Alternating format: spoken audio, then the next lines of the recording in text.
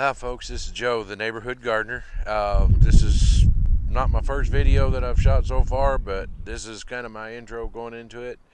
And I'm wanting to, since COVID, I mean, there's a lot of people have been wanting to learn how to grow a garden, what to do, how to make it do what they want it to do. And the thing is, I grow a big garden, but you don't have to have a big garden if you can make yourself a raised bed or even just a small little garden. You'd be amazed at how much stuff you can grow in a small garden, because I know I've had small gardens and I've been able to grow a lot of stuff in it. It's harder to tend is the only thing. uh, but I'm doing this, because out there I know there's a lot of people that, when things got bad with COVID, they're sitting at home, they're bored out of their mind. Even in the wintertime, you can grow wintertime crops and cool weather crops that are very good. Broccoli, cabbage, cauliflower, onions, all kinds of good stuff. Radishes, beets, things of that nature. But just not being so reliant on the stores. A lot of this stuff I'm able to freeze. I'll vacuum seal it and freeze it. I put it in my freezer, and I've got tomatoes and green beans and purple peas and all kinds of stuff corn, all kinds of stuff out of the garden that I put up in my freezer. And I'm going to get into canning, and that's down the road. But I would like to get it like it was when my mother used to do our garden when I was a kid. Is she canned everything, and we had a pantry that was just unbelievable. Anytime we wanted something, we didn't go to the grocery store to get it. We had it right there. The nice part is it didn't have to be refrigerated, so if you end up running out of power, which does happen, you end up losing everything. Well, that's not good. But if it's canned, you got it in the house, it's canned. All you got to do is, if it gets a little warm, a little cool, it's not going to affect it. But if it now freezes, that's a different story. So, but bear that in mind. But this is just basically, I'm just doing these videos. I'd like for people to know that if you do want to grow a garden, it's really not that difficult. It's mainly about how you set it up and a few steps that you can do to make it easier to tend. Because most people don't want to mess with a strong amount of grasses in the garden, things of that nature. I'll get into that later. But that's basically it. Is you just want to have it where you can grow all the good stuff that you like to eat, the fresh vegetables, and there's nothing like getting fresh herbs and vegetables out of your garden. And I grow about everything you can think of. A few things I don't, but not too many. But anyway, it's a good hobby. It's also, to me, therapeutic. So, just I'm going to do videos, do my best. Hopefully somebody can learn something from them and get some benefit. And I'll have it. If you've got any questions, I'll do my very level best to answer them as best I can. Thank you. Hi, I'm Joe. I'm the local gardener the neighbors all get their vegetation from. Anyway, this is my garden. It's about 1,400 square feet. Uh, when I was a kid, my mom and dad had a big garden, and always enjoyed the stuff out of it. Didn't necessarily like working in it so much. I always wanted to go play. But you know what? Things change. As I got older, I started wanting to grow a garden, and I had never questioned, okay, well, when do you plant this? How do you do this? As I got older, I went back and asked those questions. And I had some other mentors along the way. I've had a garden now for 23. This is my 23rd year. This is the second year for this garden. I didn't get it in time to get my cold weather stuff in the ground last year. But this year, I'm going to start. Today is March 4th, and I'm going to be putting asparagus in the ground, and I'll work with a video on that. But I brought in 19 yards of sand to mix with this topsoil, and what that does is it loosens it up to where you don't get your root rot and things of that nature quite so easily. That soil is very loose. That sand mixed in with it just makes for a really, really good garden. And typically in northwest Arkansas, most of what you're deficient in is lime and potash. I put lime on it. I've tilled it 4 times, and I put lime, and then I put ashes out of my house. A lot of people don't want to do fertilizers. I put one batch of triple 13 fertilizer. It's just an even mix of all the things that you need in the garden, and I do a small amount of it, till it in, and that's the only fertilizer that I use. The rest of the year, my plants get so big I don't even want to think about fertilizing them.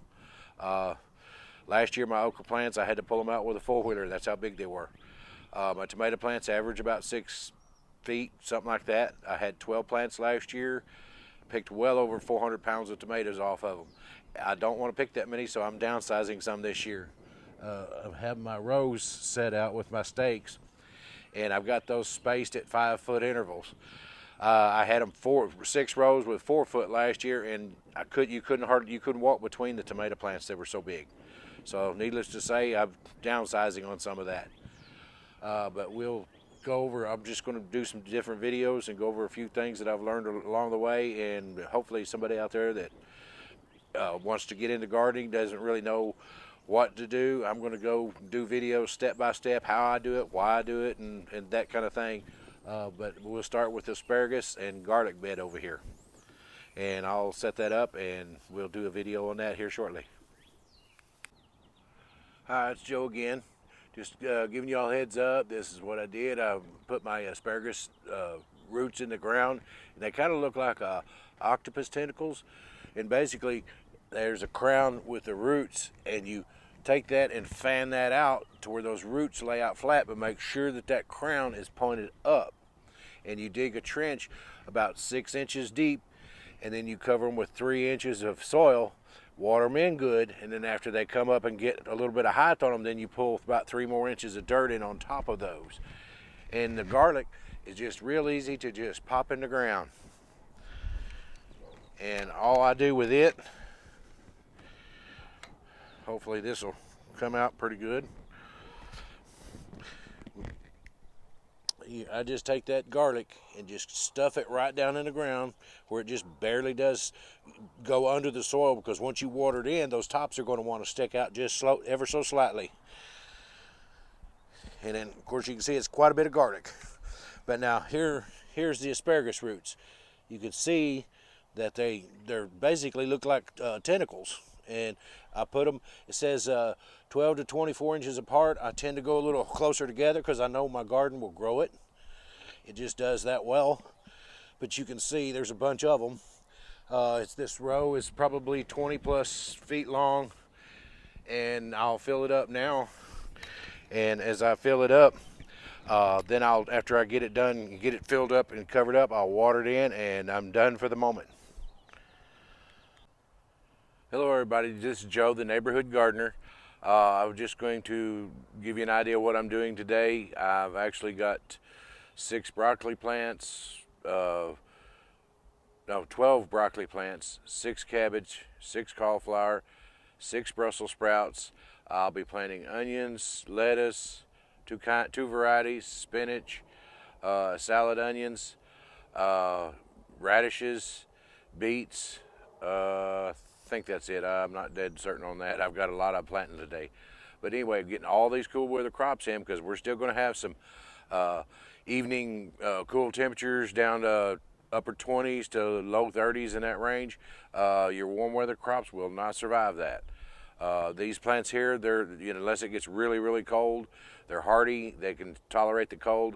Once it gets warm is when they don't do as well. But I've got a few other things I want to show you. And right here, these are my blackberry vines that I planted last year. I dug them up in February, replanted them the same day, and got blackberries this very same day from them. Same year. I got 2 batches of blackberries off of them this past year. It's very good, and they're pretty tasty. They're the thornless variety. If you've ever been stuck by the thorns of the thorny kind, they're not a lot of fun. This is another view of the garden from a different angle. And the other day I planted my asparagus, covered them up, watered them in. I did that and got that taken care of. One of the other things that's great for the asparagus is putting bone meal into it's bone meal, blood meal combination. You can buy it at the store, but it's for your asparagus, it really kick it into gear and make it grow very well. I'm going to get everything ready. I've got my row laid out here. As you can see my line down through there. I've got my row laid out. It's smoothed out with a rake. And now what I'm going to do is take these plants and I will take and pull them out of their cells. And these are some of the broccoli right here. These are some of the broccoli plants. And all you want to do when you're planting anything like this is something an old man taught me one time. Is you can pull that cell out like that right there, and before you put it into the ground, you just remember you only want to plant this deep in the ground, right to the top of that. So when you do this, the other thing is, you see how it's compacted. If you'll just take and gently mush that, what that does is it loosens up that root ball, and it will make your roots grow quicker. All right, what I'm going to do now is I've got my row laid out. I'm going to take my hoe, and then it's real quick. It's real easy to do. I'm going to take it, and I'm going to dig out my holes. And for the broccoli, asparagus, cauliflower, basically I usually put them about 14, 15 inches apart. It don't have to be precise. None of this has to be perfect. All you're wanting to do is just space them where they give a little bit of room for the leaves to grow without running over one another. And that's what you're looking for. And all I do is take a hoe and just dig a little divot out like that. And that's all you're looking for.